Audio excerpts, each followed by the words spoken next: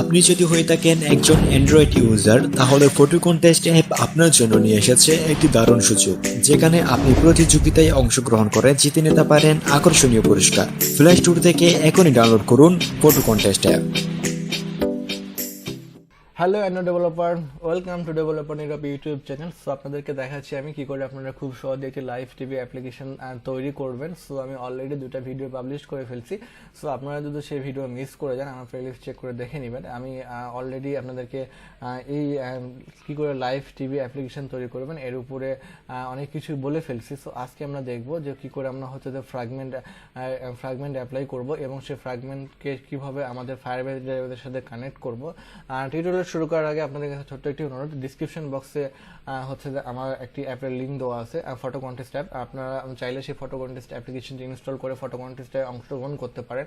দেন আমার চ্যানেলটি যদি আপনার কাছে ভালো লেগে থাকে অবশ্যই আমার চ্যানেলটি সাবস্ক্রাইব করবেন। দেন আপনারা যদি কোনো কিছু বলার থাকে অবশ্যই কমেন্ট বক্সে কমেন্টস করে জানাবেন। দেন তারপরে হচ্ছে যে এই অ্যাপ্লিকেশনটির সোর্স কোড যদি আপনাদের দরকার হয় বা অ্যাপ্লিকেশনটা যদি আপনাদেরকে দরকার হয় সো অবশ্যই আপনারা আমাকে পার্সোনালি নক দিয়ে জানাবেন। আর ডিসক্রিপশন বক্সে আমার ফেসবুক প্রোফাইলের লিঙ্ক দেওয়া থাকবে, আপনারা চাইলে সেই ডিসক্রিপশন থেকে আপনারা আমার সাথে কানেক্ট হতে পারেন। তো চলুন কথা না বেরিয়ে শুরু করা যাক আজকে টিউটোরিয়ালটি। সো আজকে আমরা যেটা দেখবো সেটা হচ্ছে যে এই যে আমাদের ভিউপেজের অ্যাক্টিভিটি আছে, এই ভিউপেজের অ্যাক্টিভিটিতে আমরা যে ফ্র্যাগমেন্টগুলো অ্যাপ্লাই করছি সেই ফ্র্যাগমেন্টগুলো কিভাবে কাজ করতেছে। অর্থাৎ এটা হচ্ছে যে আমার টিভি অ্যাপ্লিকেশন। এখানে আমি চ্যানেল 9-এ ক্লিক দিই, দেন আমার চ্যানেল 9টা আমার লোড হয়ে গেল। দেন তারপরে এটা ফুল স্ক্রিন অ্যাড আসলো। দেন তারপরে আমরা চ্যানেল আই এ যদি ক্লিক দিই চ্যানেল আই এর ডাটাগুলো লোড হয়ে গেল। সো এটা হচ্ছে আমার লাইভ টিভি অ্যাপ্লিকেশন এবং এগুলো লাইভ হোস্ট হচ্ছে। সো চলুন আজকে দেখি যে ফ্র্যাগমেন্টগুলো কি করে অ্যাপ্লাই কাজ করতেছে। সো আমরা চলে যাচ্ছি ভিউপেজার অ্যাক্টিভিটিতে। এই ভিউপেজার অ্যাক্টিভিটি থেকেই মূলত হচ্ছে যে আমার এখানে যে প্লেলিস্ট 1 আছে, প্লেলিস্ট 2, প্লেলিস্ট 3 এগুলো হোস্ট হচ্ছে। সো আমি চলে যাচ্ছি হচ্ছে ভিউপেজার অ্যাক্টিভিটিতে। অর্থাৎ আমার অ্যাক্টিভিটি থেকে আমার ভিউপেজার অ্যাক্টিভিটি থেকে আমার এখানে দেখতে পাচ্ছেন যে প্লেলিস্ট 1। এবারে প্লেলিস্ট 1টা মূলত কিভাবে কাজ করতেছে। প্লেলিস্ট 1টা হচ্ছে যে আমার একটা ফ্র্যাগমেন্ট। এই ফ্র্যাগমেন্টের মধ্যে আমরা একটা রিসাইকেলার ভিউকে নিচে অ্যাপ্লাই করছি, অর্থাৎ আমার একটা আইটেম 1। ঠিক আছে, আমরা যদি এটাকে ওপেন করি শুধুমাত্র এখানে একটা রিসাইকেলার ভিউ দেখতে পাবো, আর কিছু দেখতে পাবো না। সো এবারে প্লেলিস্ট 1 ফ্র্যাগমেন্টের মধ্যে আমরা কি করছি, রিসাইকেলার ভিউটাকে আমরা এখানে মূলত অ্যাপ্লাই করে নিয়েছি এবং এই রিসাইকেলার ভিউটাকে কিন্তু আমাদের ফায়ারবেস ডাটাবেসের সাথে কানেক্ট করেছি। ফায়ারবেস ডাটাবেস কানেক্টে যে চাইল্ড আছে সেই চাইল্ডের নাম হচ্ছে আমার প্লেলিস্ট 1। আমরা যদি আমাদের ডাটাবেসটা একটু ওপেন করি সেখানে দেখতে পাচ্ছেন যে প্লেলিস্ট 1 নামে একটা চ্যানেল আছে, চাইল্ড আছে এবং এই চাইল্ডের মধ্যে আমার 4টা টিভি লিস্ট আছে, অর্থাৎ 3, 4, 5, 6।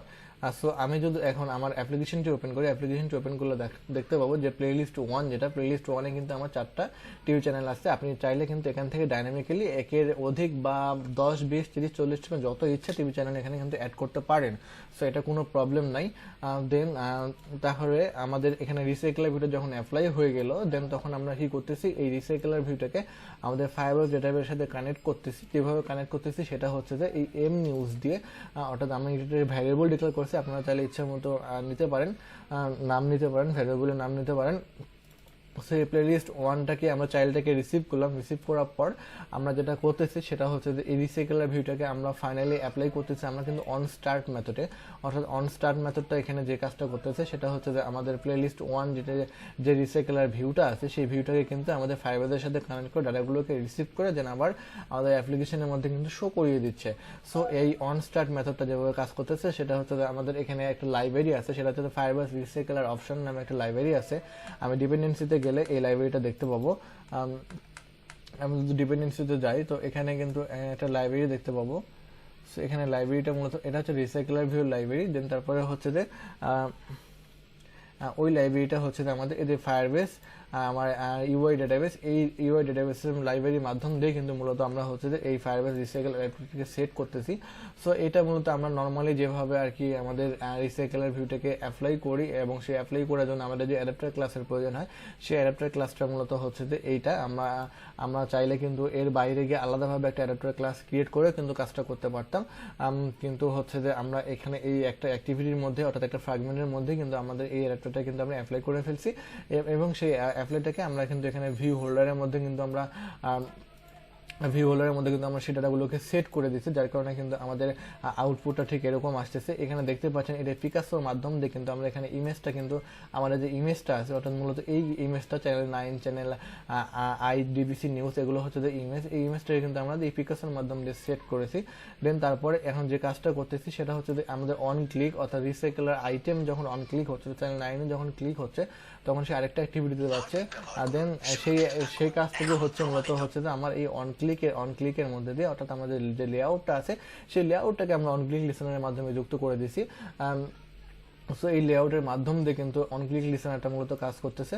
সো এখানে ইন্টেন্ট করতেছে ভিডিও অ্যাক্টিভিটি ডট ক্লাস, দেন তারপরে হচ্ছে যে মাই ইউআরএল, দেন তারপরে হচ্ছে যে আমরা যখন অ্যাডাপ্টারে যখন আমরা ইন্টেন্ট ইউজ করবো তখন কিন্তু আমাদের অবশ্যই এখানে অ্যাড ফ্ল্যাগটা যুক্ত করে দিতে হয়, অর্থাৎ intent not add flag new text then start activity intent.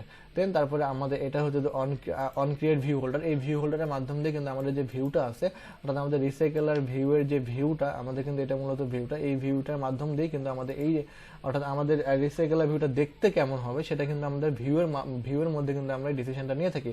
অর্থাৎ আমাদের দেখতে পাচ্ছেন যেখানে শুধুমাত্র একটা ইমেজ আছে এবং এই ইমেজটা কিন্তু ঠিক এইখানে অ্যাপ্লাই করা। সো এই ভিউয়ের মাধ্যম দিয়ে কিন্তু আমাদের রিসাইকেলার ভিউটা কেমন দেখাবে সেটা কিন্তু ডিফাইন করে দিই। সো দেন তারপরে হচ্ছে যে আমরা রিসাইকেলার ভিউর মধ্যে অ্যাডাপ্টারটা সেট করে দিছি।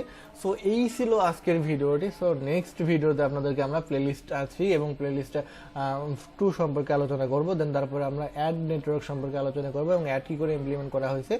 সো সেই পর্যন্ত সে ভালো থাকবেন, বাই বাই, টাটা, আল্লাহ হাফেজ।